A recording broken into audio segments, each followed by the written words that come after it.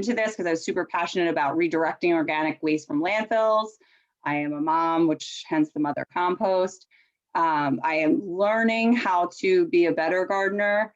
I have struggled with that in the past, but I'm currently have a plant mom, and then my plants are actually thriving for the first time in a couple of years, which is super exciting. And have really begun to understand more about soil health and what a critical role that plays in plant health. And compost is a huge piece of that puzzle. So excited to talk to everyone today. And this is sort of an outline about what we're going to go through today. So why compost? What is it? You know, it's amazing. We talk about this every day, but I feel like in the last year or two, composting has become part of the vernacular, but a lot of people are still like, I really don't understand what it is. So we'll go through kind of the different terminologies, getting started, what you need to think about if you are adding a container to your backyard, what can go in there, what happens when the compost is finished, and then where it goes. And then if you're having issues, how you can kind of easily diagnose those. So that's kind of the outline for tonight. Hopefully that hits on what everyone's trying to find out on the call today. Okay, so let me just over here. Okay, so composting is the verb, which is the act of everything breaking down to create, and I mean, you can read it there, but it's also what people say when they're like, oh, I'm composting at home. And what they're saying is, I am separating out my organic waste from the trash that goes to the landfill and from the things that I recycle. So composting, it can be used interchangeably for two very different processes. And then compost, the noun, talks about the end product, which is a soil amendment that helps turn nutrients and microorganisms back to soil. So essentially all the nutrients that are in our organic waste, in that apple core that you just ate, can then go back into the soil to help grow more food. So it's really creating a circular waste structure. I always like to point this out because people kind of, if they are just coming into this, if they haven't been gardening, you know, oh, that's a great idea. And we can take no credit for it. Composting has been around forever. And this is a fun fact that there's literally recordings on clay tablets. So it's not a new concept, but you know, it's been a long time. Even in the 70s, actually, in Havertown, there are properties, and I can't remember, I feel like they're in like Marion Gulf Banner, but they have like little steel boxes on the front lawns in Havertown. And it was back in the 70s, they had garbage and trash. And garbage was compostable organic materials that would be picked up and taken to New Jersey to the pig farmers. And trash was the things that went to the landfill. So composting has even happened before, and then we just kind of stopped. So the goal is to figure out different ways to get people starting again. Okay, so the requirements for composting are super basic, but important to kind of keep in mind as you're managing your system. Volume. So you need the right amount of material to actually get critical mass. You know, if you're just doing small things, it's going to have a harder time breaking down. Temperature, you're going to want to create heat because that's what speeds up all of the reactions. And you can do that just simply by getting the ingredients right. Air, it needs oxygen to thrive. Moisture, compost, your compost bin should look like, should have the moisture content of a wrung out sponge. So it should always look a little wet. And that's something with a closed bin system that you really do have to pay attention to. You're not going to get the benefit of rain dropping on it unless you take the lid off, which sort of negates the purpose of the closed bin system. And then microorganisms. So you're trying to create an environment in which the microorganisms can thrive. And then, so why compost? Probably should have started here, but it saves money because then you don't have to pay for the services to go away. It will ultimately, if everyone composts, save money on taking things to landfills. It saves resources, so that food, those scraps have nutrient contents in them, and repurposing them to go back into the soil is absolutely what we should do. Extend the life of our landfills, so residential waste. Currently, our waste stream is 40% compostable material. Food scraps alone, if you look at the EPA statistics, make up, I think it's the 2018 is the most recently released data, but make up 22% of what we send to landfills. And in that year, it was like 292.4 billion tons or million tons. Either way, it was a crazy amount. I apologize. I tend to lose it around 7:30, but there's a ton of tons, and 22% of that is a huge number. So if we could start to redirect that out of the waste stream back into the soil, that would be a tremendous, tremendous benefit to us.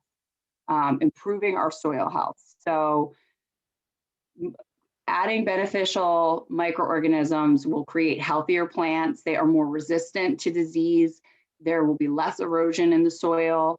It improves just everything in the soil. And that's going to lead to healthier plants and healthier humans. So I have a slide that kind of goes into everything that it can sequester carbon. It can really have a huge impact. So it's another reason to compost. And then organic waste. So most people, when we talk about composting, they're like, well, if it's biodegradable, it will still biodegrade in a landfill environment. But that's not true. When organic waste goes into a landfill, it is the way landfills process their trash is they put it all in the hole and then they seal it every day or so with a layer of plastic, and then they put dirt on top of it, which makes sense when you think about it, because they don't want odors or pest issues. The problem with that is it eliminates oxygen, which is a critical component for anything to biodegrade. Because there's no oxygen in the system, all organic materials go through something called anaerobic digestion, in which they will off-gas methane, which is a very volatile chemical greenhouse gas. It's roughly 80 times more potent than carbon dioxide, though it doesn't stay in the atmosphere as long as CO2. So most landfills have processes for pumping this out because it can't remain in the landfill. There's been some work to recapture that, but it's still very, very early yet. So again, organic waste that goes into a compost pile can be turned into something that we can be reused and applied back to soil. Organic waste that goes into a landfill creates a huge off-gassing issue. So that's another reason we really want people to compost.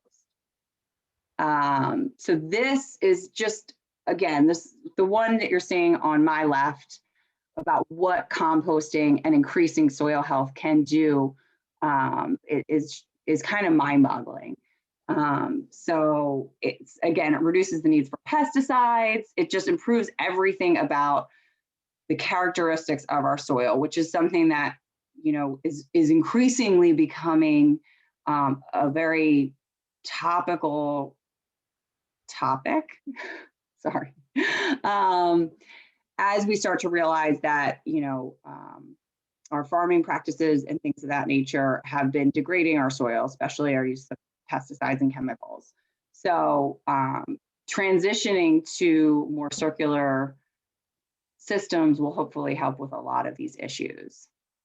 So that's why compost. And then again, on the right here, you see in your trash today, you have more materials that are compostable than you probably think. So everyone who uses our service sees a dramatic decrease in the weight and just the smell of what they send to the landfill. It's pretty powerful, especially if you cook a lot.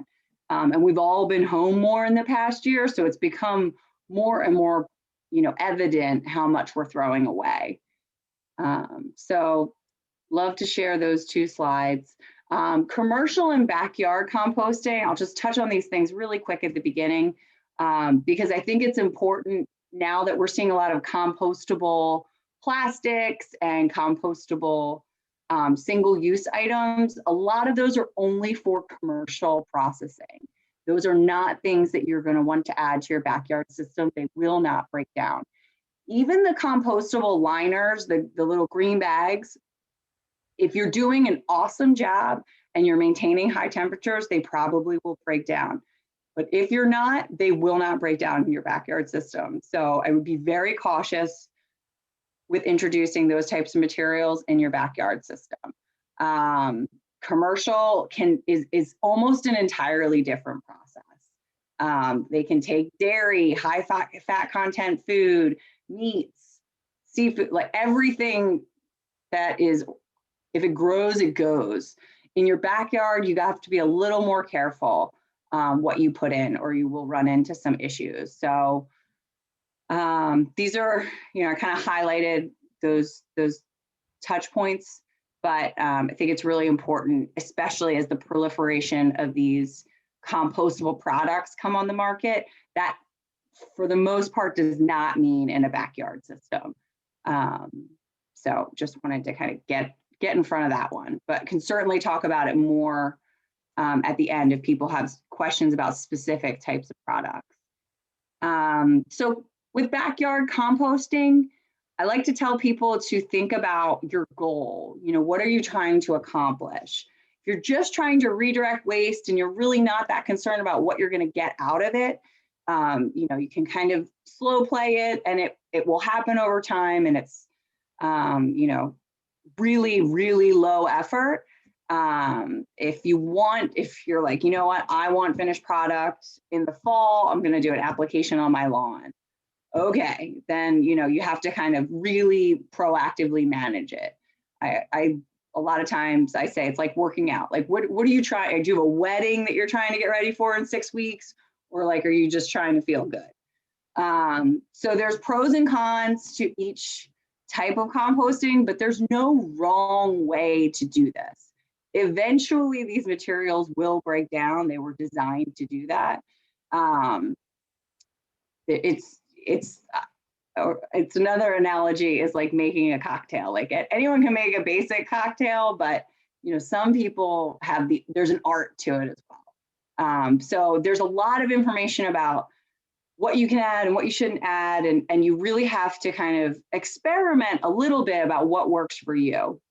The other thing I will say is that compost piles love diversity, but we tend to eat the same things over and over again. So just be mindful of that as you go as well. Not saying you have to eat differently because you started composting, but that's something that on the commercial side, that's never a problem, but on the backyard side can be.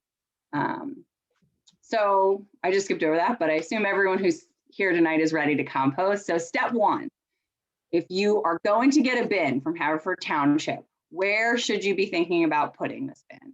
So I would say you want it to be relatively close to your house, but not too close. And yeah, you want to, when it's really cold next winter and you have to bring scraps out, you don't want to be too far. Partially shaded will be good, especially with the closed bin system, because it will get very hot. These are almost always a dark color so that they blend in with the environment, which is fantastic, but it's going to attract the sun, so they will get very hot. And then it should be near a water source. So if you're going to need to use a hose or a watering can, just keep that in mind. Step two. These are the two closed bin options. It's important to note Haverford Township you're only allowed to do composting in your backyard if you're using a closed bin system. So no, we cannot home make chicken wire or pallet bins in this township. However, they have an awesome deal on the closed bin system, which I'll show you a picture in the next slide. And then tumblers are great if you want a little more ease in turning the materials. It makes aerating very, very easy. In my experience, you almost always end up with two, because in the closed bin system, the black bin that you see here, you can kind of layer things and then the finished material just drops to the bottom and you can dig it out. In the tumbler, you can't really separate the scraps from the finished compost very easily. So you need to leave that alone and let everything sit for a while. Someone once told me it's like baking a cake. It's actually Chris Peretti from Kitchen Harvest, which is another composting company in the area. You can't just keep adding ingredients to your cake while it's in the oven. You got to let it bake for a little. So with tumblers, you often need to kind of pause and let the materials break down for a week or so. And if you're really composting, that can be tough, but you could always freeze your scraps for a little and just wait, get whatever materials out and let it sit on the ground and then start fresh.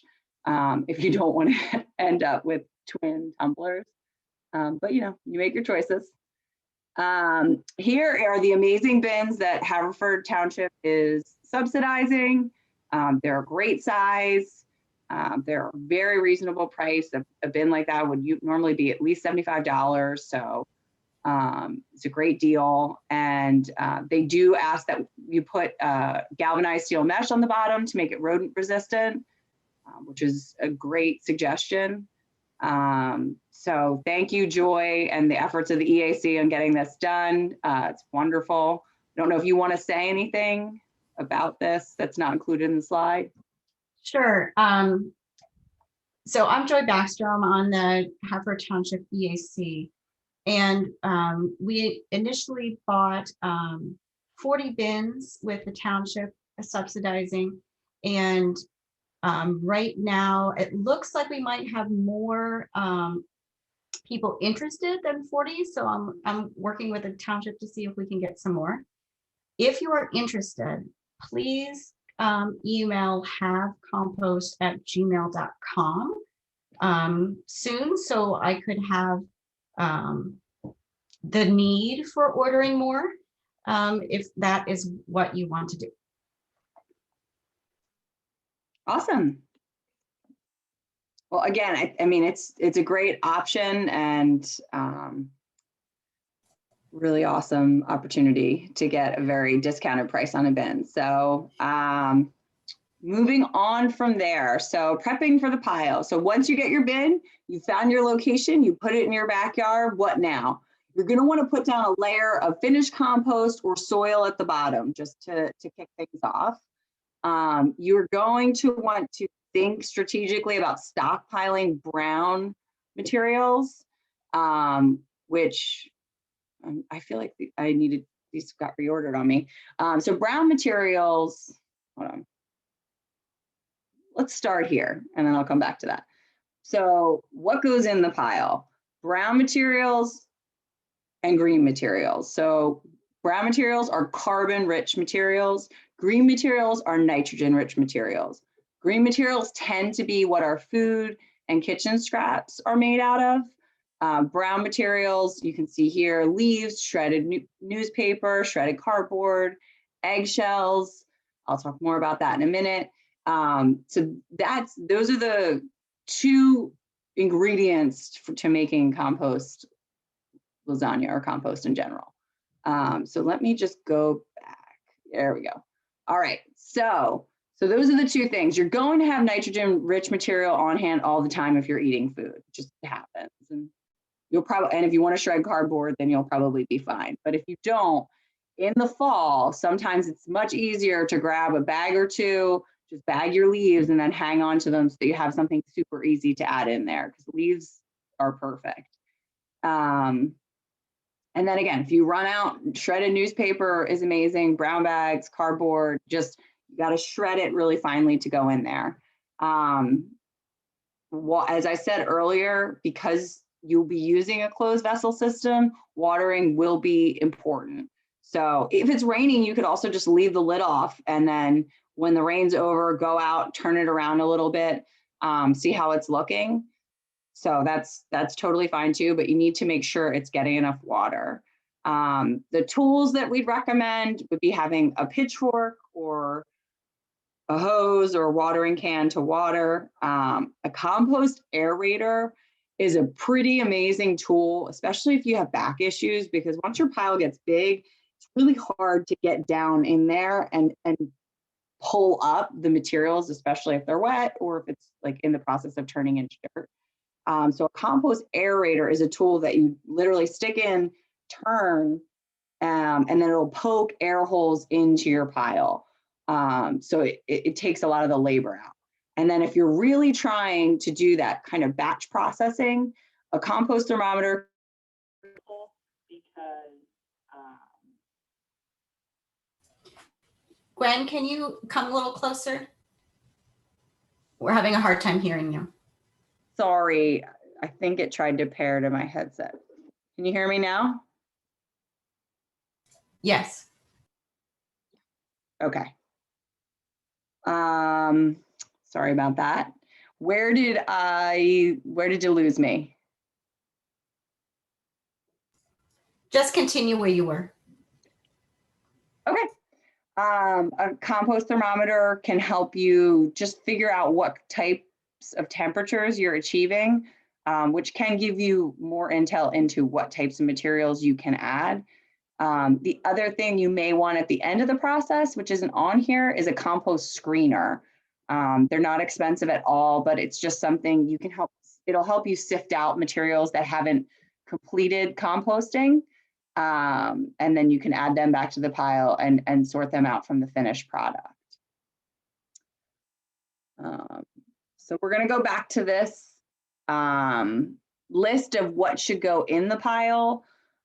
Fruits, beware of citrus. This is actually a point of debate, whether citrus should be included or not. I have never found it to work in a backyard system, but I have not had a tremendous amount of success with my tea bags either. So it really depends on the temperatures that you're achieving. I think how you can, if you should go ahead with including citrus. But again, the risk of it is that it doesn't break down and then you screen it out. So it's not going to harm your compost. Vegetables, lawn and flower clippings, definitely beware of weeds. Again, if you're not hitting the high temperatures between, at least above 130, weeds and seeds can get in the compost. And then when you spread the compost, you're going to spread the weed seeds. Coffee grounds, tea bags. Again, tea bags can kind of be like hit or miss. So definitely make sure there's no staples. Make sure it's organic or like plant-based materials. You do not want to put meat and seafood or pet waste into your backyard system. That will create odors and attract a lot of unwanted critter attention. So do not do that in your backyard. On the right, you see the brown material options. Eggshells, I would say in a backyard system, you really need to break these up and give your pile like a little extra boost. They can take a very long time to break down. And they're hard to screen out because there's little shells everywhere. That said, they're not going to harm anything either. And there are people that apply eggshells directly to their plants, depending on the type of plant. So again, this is where kind of the artistry comes into composting. You have to figure out what's working for you, what fits with the diet and the food that you're eating, and kind of play around with the mixture a little bit. So as I said before, breaking large material up. So if you have a broccoli stalk like you see in the picture, you have to chop it up. You can't just throw that in as it is. The same with like a rotten piece of fruit, like unless it's very, very broken down, you probably need to chop that up as well, or put it down the garbage disposal. I don't know. But if you throw a whole, moldy something into the compost, that might not work. So the best recommendation is 2 to 3 parts brown to 1 part green. What I like to do is I have like a countertop kitchen. Actually, that's my bin right there in the picture. And then I take it out, dump it in, and then fill that black liner 2 or 3 times with brown material, and then put that on as well. And that's kind of how I measure. If you're processing, if the compost is breaking down quickly, you can get closer to like 1 part green, 1 part brown. So it really, again, this is where you kind of have to pay attention to what's going on back there and play around with it a little and see what works for you. You should always end with brown materials on top. covering any of those nitrogen-rich materials. Turn, baby, turn. So the goal is to get high temperatures. So when the weather is 55 or 60 degrees, you should be turning the pile daily because it's going to dry out. During the colder months, in the winter, you want to turn it less frequently because the materials, the second you turn it, it's going to release all of the heat, and then it's going to take them a longer time to kind of get going again. Below freezing, just leave it alone. Usually turn after adding new material, and again, just make sure that brown material ends up on top. And then, the mix of nutrients is really going to determine how fast your pile will break down. There will be times where the mix just isn't right, and you'll come out and you'll be like, that's the same level. It's been the same level for a week. And then magically you'll add something, you'll turn it, water it, and you'll come back and it's dropped, 2 feet in the bin. And that means that the mix was right and the temperatures were right, and it's going great. And then again, once it's done, you want to take it out of the container and move it to another container or ground. The next phase of composting is something called curing. And I'll go into that here. Curing is actually more important in the commercial process because of the high temperatures. The curing, so in a commercial pile, it's going to be like 140 to 160 degrees for like 7 to 10 days. So it's super high temps. And what happens is it kind of burns off everything. And then during the curing phase, the microorganisms kind of slowly come back into the pile and begin, to do their work. And the compost then stabilizes. So commercial, like we process with Linville Orchards and Chris from Kitchen Harvest, the compost has to sit for 6 months before they will sell it, just to make sure that it's not, that it's perfect for application to all plants. For an at-home system, I would say this phase is kind of optional in the sense that if you're hitting high temperatures and you're pulling compost out on a regular basis, let that compost sit. It may not be ready to be applied directly to plants. If you're throwing materials in there and like once every 6 months, dragging some out of the bottom, that compost is essentially gone through the curing process at the bottom of your bin, and I wouldn't be overly concerned about it. If it's dry, black, and crumbly, or maybe just a little moisture, because it will hold moisture, you should be good to go. And the danger of applying it too soon is that it can be, dangerous for plants. It's too strong, like moonshine, so you just need to give it a little time. But again, that really depends on what the process to make the compost looks like, what that phase should look like at the end. And then, all right, so now you've got your compost. What do we do with it? So spring planting is a huge time to apply compost, redressing your inside plants, putting it on your lawn, especially if you're laying down new seed. And then, before fall frost as well. Mid-season side dressing, that's just to give, compost acts like a time release vitamin. So it doesn't drop all the nutrients at once, it slowly absorbs its way into the existing soil. So it's fantastic in the spring. All the plants have, kind of been depleted or dormant through the year, and then they're doing all this hard work of regrowing. Mid-season, obviously, everyone could use a little boost, especially depending on the weather, how much rainfall we're getting, et cetera. And then in the fall, you want to do it before the frost, which can also then allow plants and the soil to continue to absorb these nutrients over the winter months. You can really put this ish on everything, and a little goes a long way. So it's backing into the amount of compost you need. If you are trying to use for like a large scale, like you're reseeding your whole lawn, can be a little intimidating. There are calculators available if you're trying to do it by the cubic yard. But it really depends on how much, and it's hard to figure out exactly what an 1 to 2 inch layer looks like. But I can certainly share a calculator resource, or you can Google it if that's what you're looking to do. And yeah, seedlings can be planted right into compost. You can use it similar to mulch in a raised bed. They have different functions, but it really can go everywhere, and it doesn't have to be as much as you might think it is. Certainly good for potted plants who've gone through the winter indoors if you're moving them back outside. So common, I call these pile problems. For you, they will be container problems. But these are the things that people typically run into that either make them stop composting or make them not want to start composting. So we'll just address, but this is the sum of all of the complaints I've pretty much ever gotten about a compost pile. So stinks. Normally that's because you've been throwing more food scraps into it than you have brown material. So just add more materials and turn it, get some air in there. And usually that will help clean it up. If the materials are just sitting there, it most likely needs water and probably a turn as well if you haven't turned it. So, you have to kind of check in with yourself. How often have I been aerating this pile? Because that's a critical component.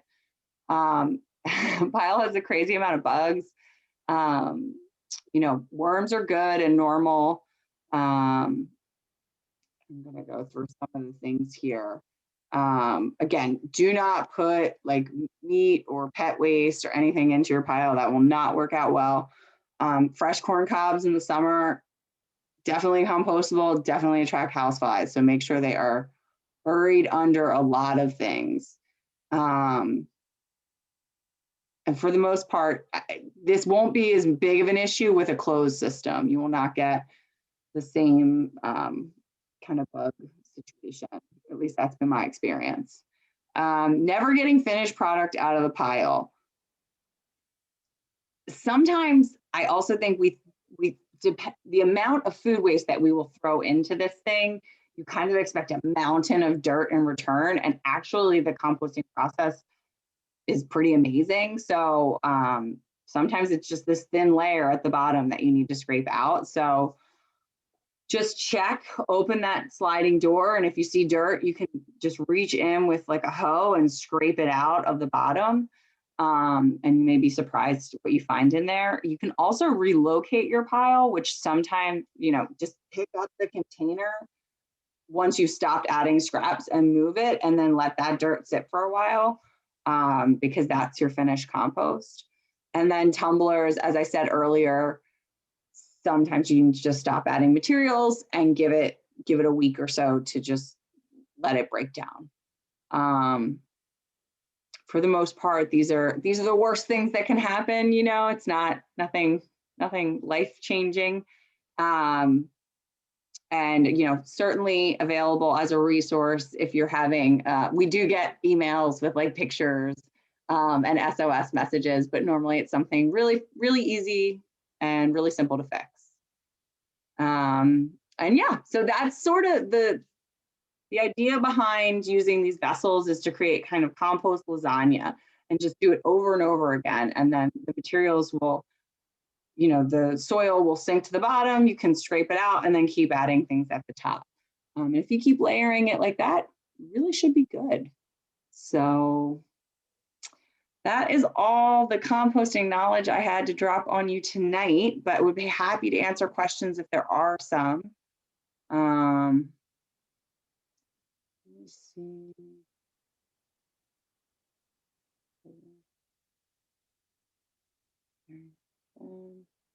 What do people use for the galvanized steel mesh that goes under the compost bin? Usually you can just get that at the hardware store, but I'm sure there's other options available, perhaps. Gwen, this is Joy Baxter. If people are getting the bins from the township, I have pre-cut some hardware mesh that you can purchase along with it for $3.50, and it's there to go. And you can just use the stakes that the that the bin comes with to just secure your mesh where it is. Or if you want to really armor plate it, you can, you know, screw it into the side. Amazing. Well, that couldn't be any easier. Thanks, Joy. So there you go. Already available with the bin. Shrimp eggshells are best in the coffee grinder. Totally agree. Fantastic. I was going to say like a mortar and pestle, but that's perfect. Definitely do that. We had a question on the side that says, is it helpful to add worms if you're just starting a new compost bin? Worms, especially on a system that it's on the ground, worms are going to find their way in there. You don't have to add them at all. There is a different type of composting called vermicomposting or worm composting that is just about using worms to digest materials. And that's a great indoor method of composting. And for that, you would need to add worms, but you would have them in a totally separate vessel. And usually you need to keep them inside because, well, in the summer they can be outside, but in the winter they need to be inside. So you don't need to add worms to this type of system. They'll come, they can get through that steel mesh and it'll be fine. I felt my worm.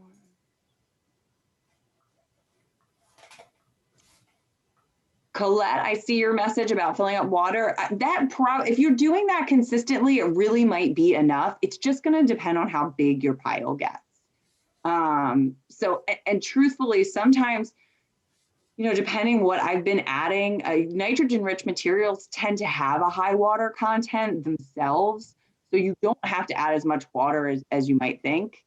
I would just really kind of take your cues from what it looks like, and if it looks sort of damp, that's perfect. If it looks really dried out, just give it a drink. I tend to underwater a little bit because overwatering can kind of bring in a little more issues. I think chicken wire would work. I don't know if it depends on how big the holes are, right? The recommendation is 1/2-inch squares, is because mice can are tiny and can get in. Yeah. But we don't want to. We want to be able to have backyard composting, but the health department doesn't want to have rodents, and I certainly don't want to have rodents in my yard. Well, other than the cute chipmunks, but not. I don't want to be attracting rodents. So I don't think many people do. So that's why you need to basically armor plate your bin. Make sure underneath they can't burrow up into it, and just check out, some bin, squirrels or whatever can be really voracious and gnaw through plastic. So just keep an eye on that. Correct. Pine straw. I'm assuming you mean as a carbon material, or do you mean like right off? Because that would be pine leaves. So straw.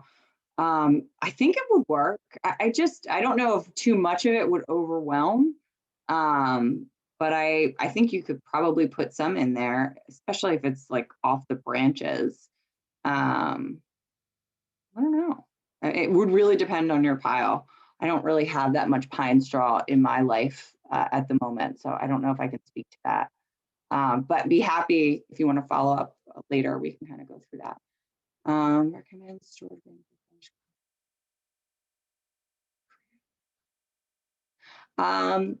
Really, you can once your compost is finished, you can put it in anything.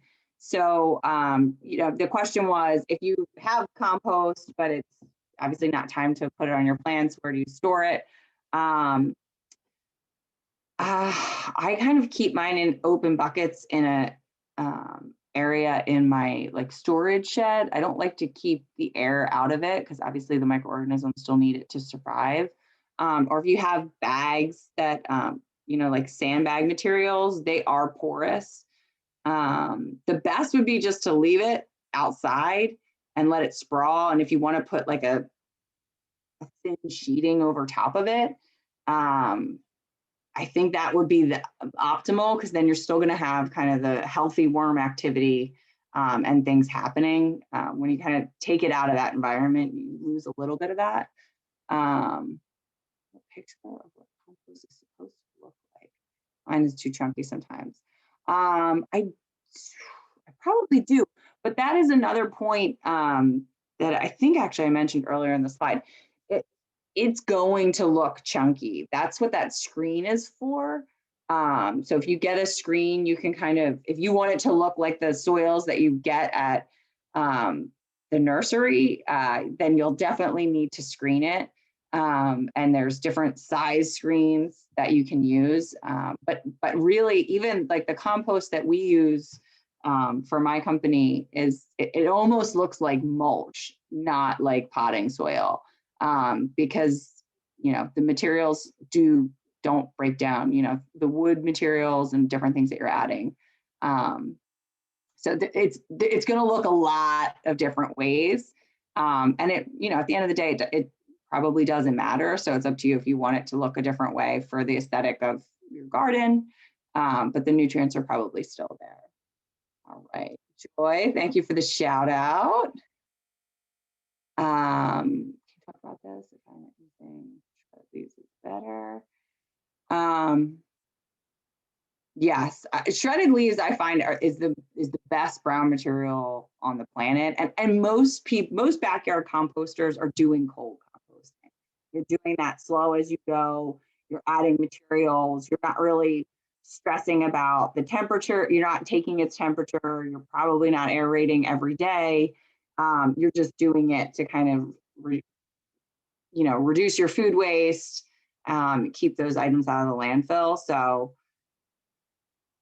yes, that's most likely the finished compost. And again, it's going to depend a lot on how you're processing, what your finished product look like, and how much finished product you get. So that slow as you go composting is going to give you less compost material at the end.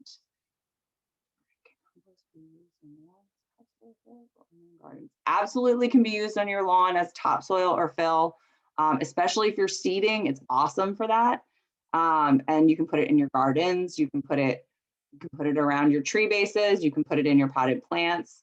So you can put that on everything. You have my permission.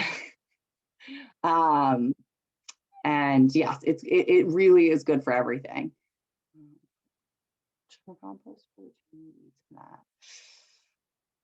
That's a good question. I would say be careful. But it would probably be okay. I mean, depends on how old the mulch is. If you're just scraping it off and this season, and I don't know. That's a good question, Ray. I may have to get back to you on that one. I would think it would be fine, but I'm a little bit more of a cowboy when it comes to my mix. I kind of just throw things in there and see what happens. And I'm not applying a ton of it back to my gardens all the time. So I keep a pretty close eye on the places where I've applied it. But if you're concerned about weeds and you've seen some weeds seeding in that old mulch, then I would say no. The temperature goal for backyard composting is the same as for, I mean, maybe not 160, but you want to get above 100 and maintain it for a long period of time. It's almost impossible to do that. But what will happen is one day you will come out and it will have dropped this much. And that's when you know you hit the right temperatures. But the temperature goal is still the same. I would say like between 100 and 120 would be amazing. Amazing. But you will probably only hit on that for a short period of time. So the other challenge is how frequently are you taking the temperature? Because it could happen during a 3-hour span, you know, in the middle of the day while you're doing something, and that was all it needed. You're not going to see it. I have never seen it over like days in the backyard, but you know, I've had my struggles. Right, I think I got through all the chat questions. But as Joy said, Mother Compost is my company. I am, you know, available for questions. My name's Gwenn Nolan. You can email us at info@Mother Compost if you have any questions. We will do our best to answer. Shredded leaves, can you put whole leaves? How do you shred leaves? So shredded leaves, just, it's more about, they tend to break down faster. You can absolutely put whole leaves in, and honestly, when you're turning, they will probably shred by themselves. Like if you're going in with a garden tool or a pitchfork, you're gonna kind of naturally shred the leaves. The easiest way, if you have one, to shred leaves would be just to run your lawnmower over it. And boom, you break those up and you're good to go. You don't have to put them through a paper shredder or anything. So it's not required. And of all the things, you know, that you want to cut and reduce the size of, leaves are fine because they break down pretty easily on their own. Cardboard and newspaper, you're definitely going to want to shred because they will not, like if you just throw a piece of cardboard into your composter, it is not going to break down and it needs to be shredded. It's too dense.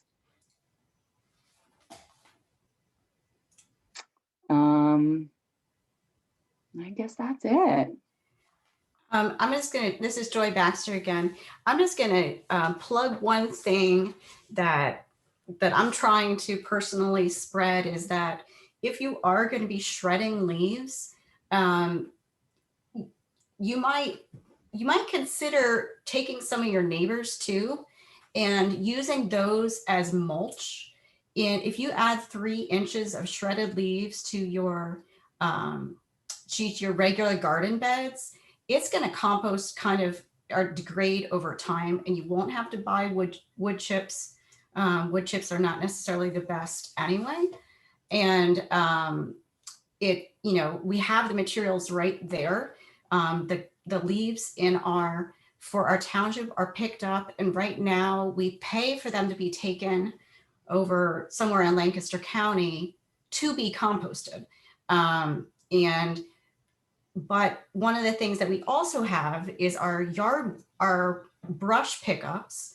That is absolutely free to the township to dispose of. We just need to follow the regulations. So all the brush needs to be in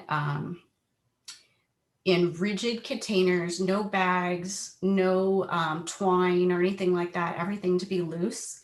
And that material is made into mulch. So it's essentially, we do have a composting service essentially for our township. We don't get the end result for free, but our township can dispose it for free. So if I could ask everyone to do your part and put out that brush for the brush pickup instead of putting it in your trash, that'd be great.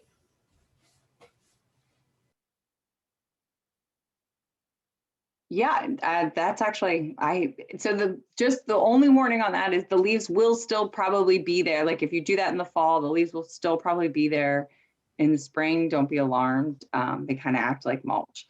Joy, the next tip was any tips on how to shred a large pile of leaves? I have a leaf shredder that I bought so that one of the reasons is I don't have a lawnmower.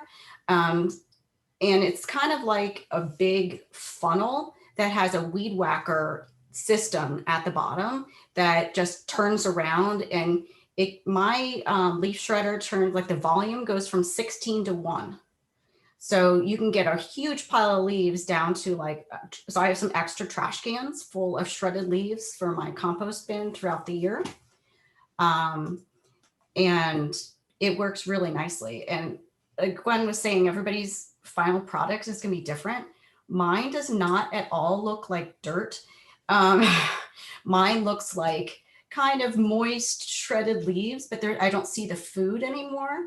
And when I put that on my garden, I can tell by the plants, like it is loved and it keeps the moisture. So I'd encourage everybody, just to stick with it and not be discouraged if it's not perfect or what you think is perfect. There you go. I've been running mine over with a lawnmower before and then half the time I just leave them on the lawn anyway, or raking them up. But I'm going to look at this reverse blower thing. Nice.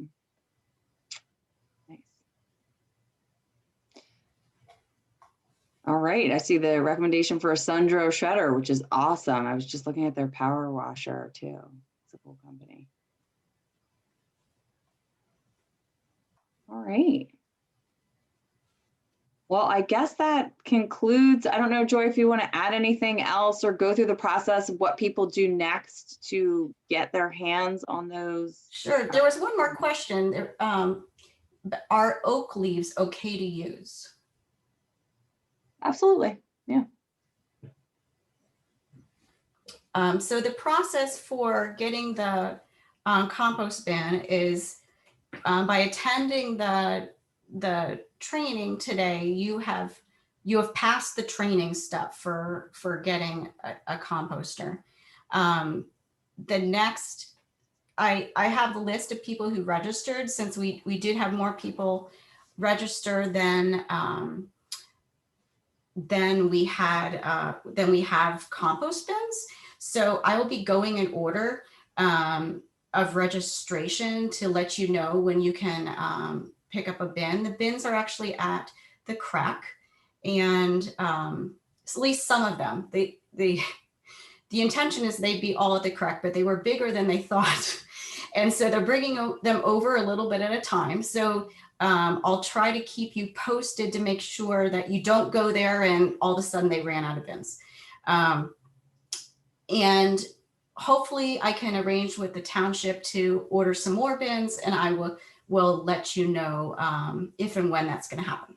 And I'll try to let you know shortly, because I know you're excited now to do composting. Awesome. Well, listen, thank you everyone for joining us tonight. It's wonderful to see this many people excited about composting. And Joy, Eileen, thank you all for your efforts. I know how much work goes into something like procuring these bins and figuring out where they're going to be, and all the snafus, especially during a global pandemic. So thank you for doing this, because it's awesome. Not every township is this supportive of the composting effort. So serious applause. Oh, thanks, Gwen. And as usual, so interesting. I learned a lot. All right. All right. Well, all right. I guess night, that's all, everyone. folks. Thank you. Thank you. Thank you so Okay. much. It was wonderful.